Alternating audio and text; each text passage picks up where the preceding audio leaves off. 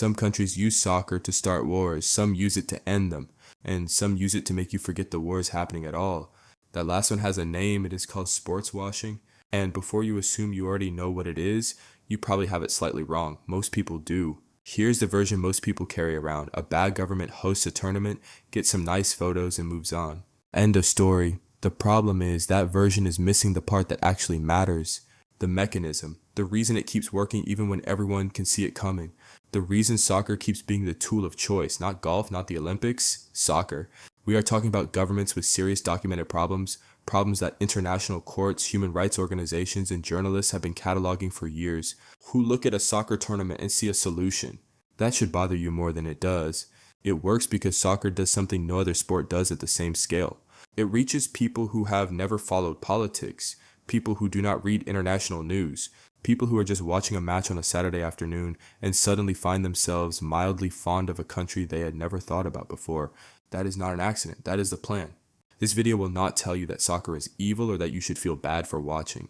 The argument is simpler and honestly more unsettling. Here is exactly how it works. Sports washing is the use of sport to clean a reputation. That is literally it. A government with a bad public image invests heavily in a high visibility sport event, club, or sponsorship and uses the positive feelings that sport generates to shift what people think about them. You take something dirty, you run it through something people love, it comes out cleaner on the other side. Soccer is the preferred vehicle for a simple reason: scale.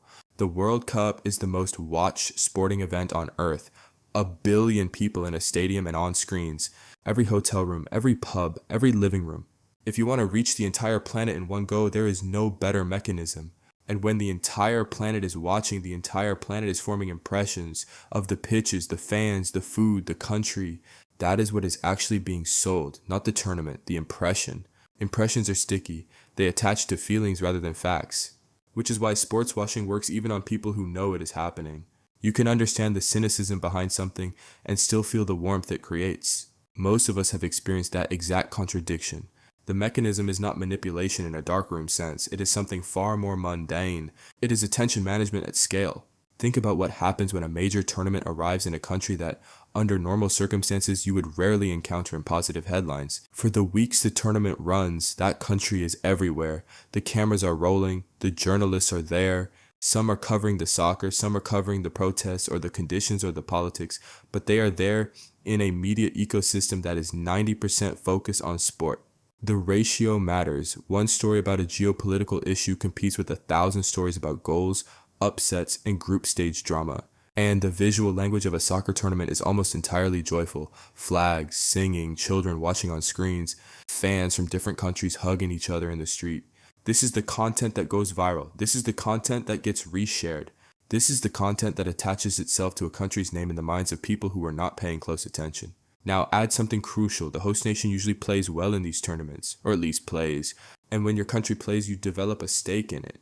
Even if you started with no attachment to that country whatsoever, watching their national team play a knockout match changes something. Here is what you should understand about that feeling. It is real. It is not fabricated. Nobody planted it in you artificially. It grew from watching soccer, which is exactly the point. Sports washing does not create fake emotions. It harvests real ones. That is the mechanism. Real sport, real emotion, real shift in perception, and underneath it, a calculated decision by a government that the cost of hosting was worth what it buys. The concept is not new. Governments figured out that sport could do political work long before the word sports washing existed. The early World Cups happened in an era when the connection between international soccer and national politics was not just tolerated, it was expected. Nations hosted tournaments as assertions of power, as demonstrations of modernity. Soccer was never just soccer at that level. Throughout the 20th century, authoritarian governments across different continents, different ideologies reached for soccer. The pattern recurs with enough regularity that it stopped being coincidence. The formula worked. Host a tournament, focus the world's attention on sport, create a temporary suspension of hostility, walk away with improved standing. What changed in the modern era is not the logic. The logic is identical. What changed is the money involved, the global reach of the media, and the awareness of what is happening. People watching soccer today are aware that they are participating in something with a political dimension, and they watch anyway. That awareness has not stopped sports washing. If anything, it has added a layer of sophistication. Modern instances are better resourced, better managed, and better at providing counter-narratives that keep the conversation confused. The FIFA governance structure has, at various points, been accused of enabling this by prioritizing financial relationships over scrutiny of human rights records. Reforms have been proposed, some have been adopted, the cycle for now continues. Sports washing is not an aberration, it is a recurring feature of soccer at the highest level. It has been since the game became global. Here is the part that most explanations skip. You might assume that the goal of sports washing is to change what well-informed critics think. That is not what is happening. Those audiences are not the target. Sports washing is aimed at a different group entirely, the soft middle, the billions of people who do not follow geopolitics closely and whose opinion shapes the general sense of what kind of place something is. It shapes the general sense of what kind of place something is. The real currency of sports washing is not positive press coverage. It is the absence of negative associations. It is the moment where a country's name stops triggering a bad feeling and starts triggering no particular feeling or a vaguely positive one. That neutral ground is incredibly valuable. International business relationships depend on it. Tourism depends on it. Diplomatic leverage depends on it. These are not soft metrics. They translate directly into economic and political outcomes. So sports washing is not vanity, it is strategy. The tournament is not the product, the perception shift is. And that shift does not need to be large to be worth it. If you can move 1 million people from vaguely suspicious to no strong opinion, that movement has a measurable effect. Governments with access to significant financial resources understand this calculation very well. That is why they keep making it. Consider the general pattern that emerges whenever a government with a contested human rights record secures a major soccer tournament. The pre-tournament period is almost always characterized by a wave of critical coverage. Human rights organizations publish reports. Soccer players are asked in press conferences whether they have a view. The controversy is real, it is covered, and it creates a window of genuine pressure. Then the tournament starts. The critical coverage does not disappear, but it competes with something that has a structural advantage. The soccer is happening now. It is live. It generates emotion in real time. A goal scored in the 89th minute displaces almost anything else from the front of the conversation. By the end of a successful tournament, the ratio of coverage has shifted dramatically. The human rights pieces are still there if you search for them, but the dominant cultural memory is of the soccer. The atmosphere, the moments. The government walks away with something that money cannot directly buy, cultural presence. A relationship, however shallow, between their country and billions of people who now have a flickering positive association. That is not speculation, it is the observed pattern. Across different eras, different continents, different political systems, the sequence is consistent enough to be structural. Now consider the flip side, the cases where the sports washing attempt generates significant backlash. These exist too, and they are instructive because they show the limits of the strategy. When the underlying problems are severe enough and enough prominent voices choose to speak, the emotional insulation starts to crack. In these cases, the tournament still happens, the soccer is still played. But the cultural story being written around it is contested. The positive associations are competing with strong, well-documented negatives. A significant portion of the global audience retains and deepens its critical view of the host rather than softening it. Sports washing is not a guaranteed outcome, it is a probabilistic one. The more severe the underlying problems, the more organized the opposition, the less effective the image management becomes. The countries that have gotten the most out of sports washing are not necessarily those with the best run tournaments. They are those that manage the information environment most effectively. That distinction matters. Here is where it gets genuinely uncomfortable. We have been discussing sports washing as something that happens at the level of nation states.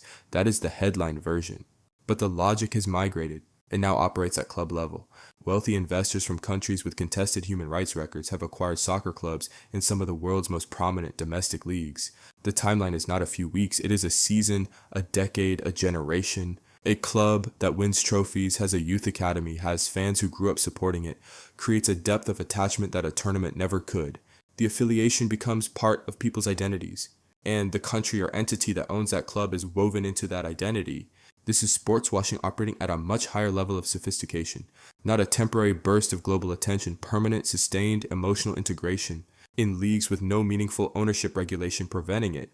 The World Cup arrives in this context.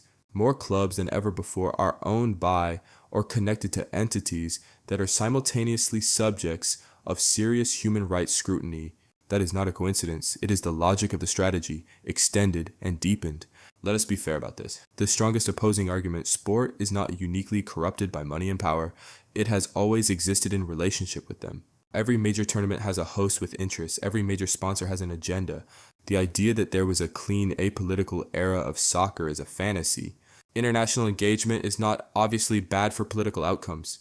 There are genuine cases where sustained exposure to international attention created domestic pressure for reform, where the presence of global media created a platform for voices that would otherwise not have been heard, where economic relationships built through sport translated into diplomatic channels that produced real results.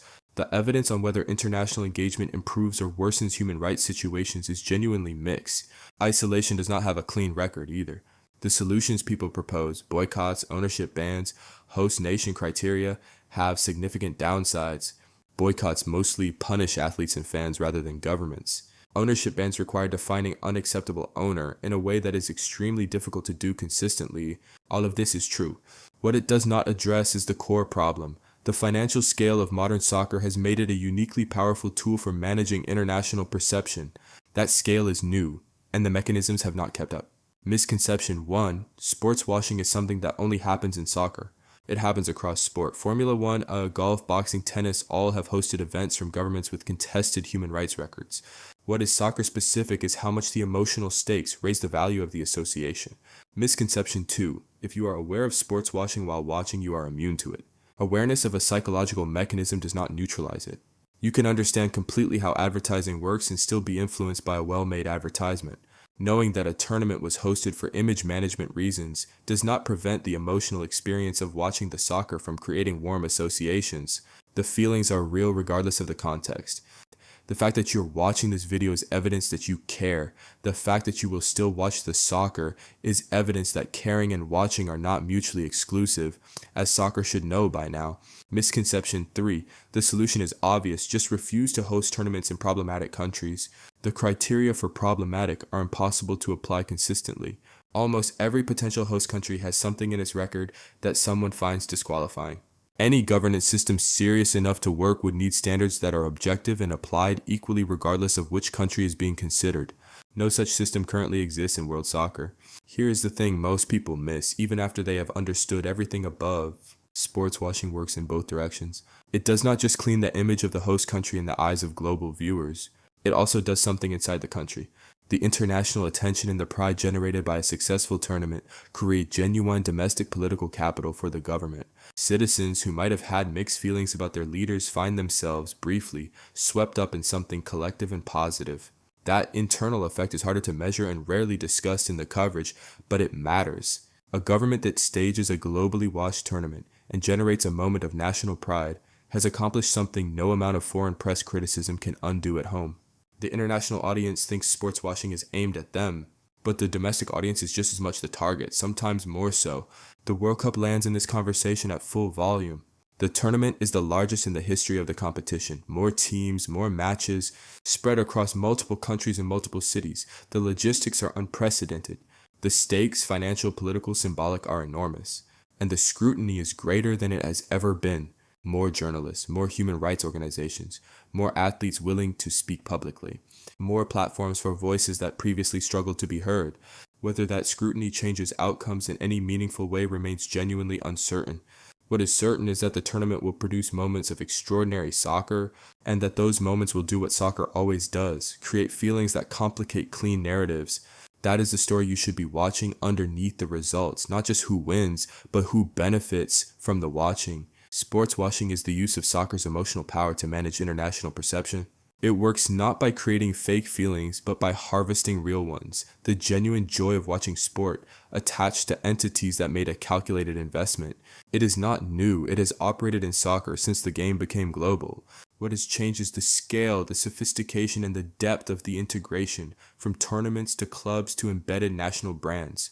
The mechanism succeeds even when it is understood, because understanding something and being moved by it are not the same thing. And soccer, more than any other sport, has always known how to move people. The game has not changed. You have. You're welcome. Subscribe if you enjoyed this type of content. It means a lot.